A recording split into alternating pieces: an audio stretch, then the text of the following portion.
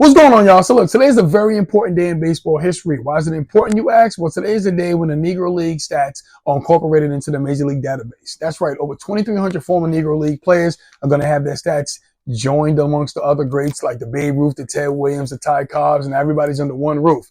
Now, for many years, the Negro Leagues were obviously noted as something separate for obvious reasons. Like they didn't want to play by themselves. They kind of had no choice. They were admired by some of some of the MLB stars at the time, but they couldn't go over there and join them. Like, you don't think Josh Gibson could have competed with Babe Ruth and those other guys?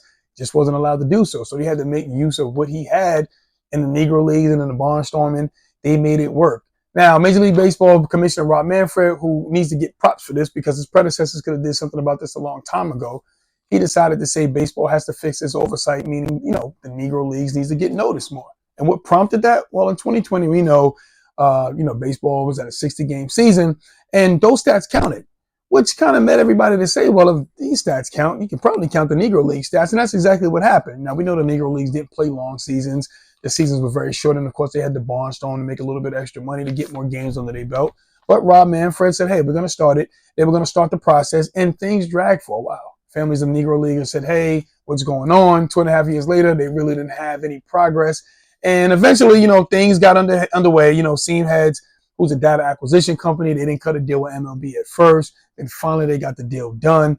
And as I stand here now, about 75% of the data has been recorded. Now, you may say 75%, that's still incomplete. You have to remember, a lot of these, the MLB didn't want to take games that didn't have an official box score, which is only right, and sometimes they had 2 lines in the newspaper.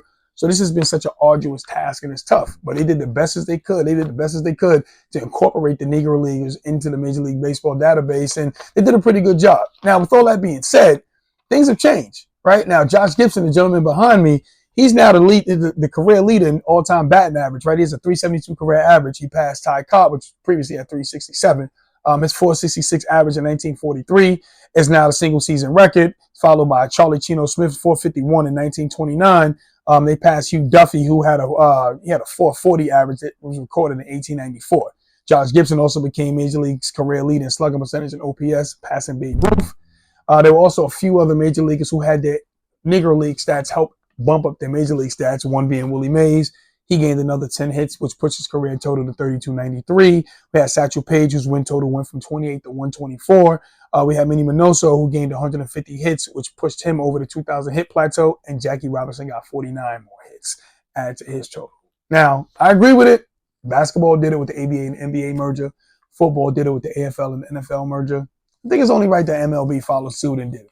It's only right. I have no problem with it. I know some people do. Let me know what you think about the stats and everything being included under one database. Let me know.